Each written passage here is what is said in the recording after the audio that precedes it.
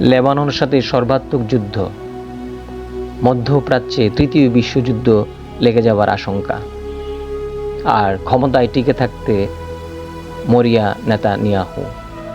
গাজায় হামাসের সাথে ইসরায়েলের যুদ্ধ এই অক্টোবরে প্রায় 1 বছরে পড়ল, কিন্তু তারপরও হামাস নিধন করে গাজাকে পুরোপুরি নিয়ন্ত্রণে নিতে ব্যর্থ ইসরায়েল।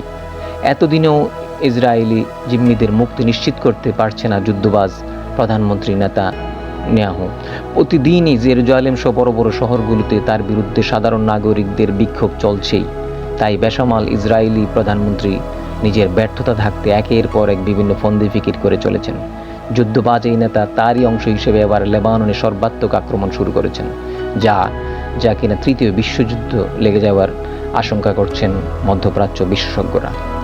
ইতিমধ্যে গত কয়েকদিনে লেবাননের হিজবুল্লাহ সদস্যদের ব্যবহৃত কয়েক হাজার পেজার ও ওয়াকিটকিতে একযোগে বিস্ফোরণের মধ্য দিয়ে নতুন এক অন্তর্ঘাত কর্মকাণ্ড দিয়ে যুদ্ধের উস্কানি দেওয়া শুরু করেছে ইহুদিবাদী এই দেশটি। এসব বিস্ফোরণে প্রায় 38 জন নিহত এবং কয়েক হাজার হিজবুল্লাহ সদস্য মারাত্মক আহত হন।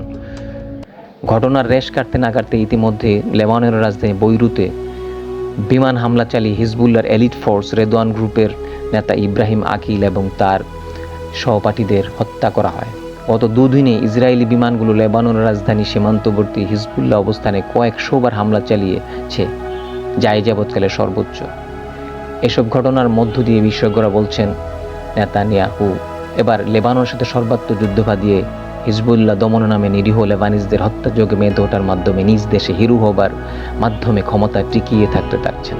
লেবানন সীমান্তে বিপুল পরিমাণের রিজার্ভ সৈন্য মোতায়েন এবং দফায় দফায় বৈরুতে হামলা চালিয়ে যুদ্ধের এক নতুন মাত্রায় প্রবেশ করেছে বলে ইসরায়েল দাবি করছে। লেবাননের সাথে উত্তর সীমান্তে গত বছর অক্টোবর থেকে বিভিন্ন সময়ে গুলি বিনিময় চলছে ইসরায়েলদের। তবে মার্কিন কর্মকর্তারা বলছেন সীমান্তের গুলি বিনিময় নয়, বরং এবার অনেক বেশি উদ্বেগজনক হচ্ছে লেবানন ইসরায়েলের মূল ভূখণ্ডে হামলা চালানোর মতো ঘটনাগুলো। কয়েকজন বিশ্লেষকের মতে পরিস্থিতি এখন সেই বিন্দুতে গিয়ে পৌঁছেছে যেখান থেকে পূর্ণ মাত্রায় যুদ্ধ ছাড়া আর কোনো গতি দেখছেন না তারা। একটি পূর্ণাঙ্গ আঞ্চলিক যুদ্ধ নিয়ে বাইডেন প্রশাসনও ভয় পাচ্ছেন, যা কিনা পার্শ্ববর্তী ইরান, ইরাক, জর্দান ও যুক্তরাষ্ট্রকে আষ্টেপৃষ্ঠে যুদ্ধে জড়িয়ে ফেলতে পারে। আর তাই হয়তো চাচ্ছেন নেতানিয়াহু প্রশাসন। হিজবুল্লাহ নেতা হাসান নাসরুল্লাহ ইতিমধ্যে এক ভাষণে বলেছেন শত্রুরা সব সীমারেখা অতিক্রম করেছে। অন্যদিকে ইসরায়েলি কর্মকর্তারাও প্রকাশ্যে বলছেন যে তারা যুদ্ধের এক নতুন ধাপে প্রবেশ করেছেন। মধ্যপ্রাচ্য বিশেষজ্ঞরা বলছেন এখনই ইসরায়েলকে এই আক্রমণ থেকে নিবৃত্ত করা না গেলে মধ্যপ্রাচ্যে তৃতীয় বিশ্বযুদ্ধ বেঁধে যাবার আশঙ্কা তৈরি হয়েছে।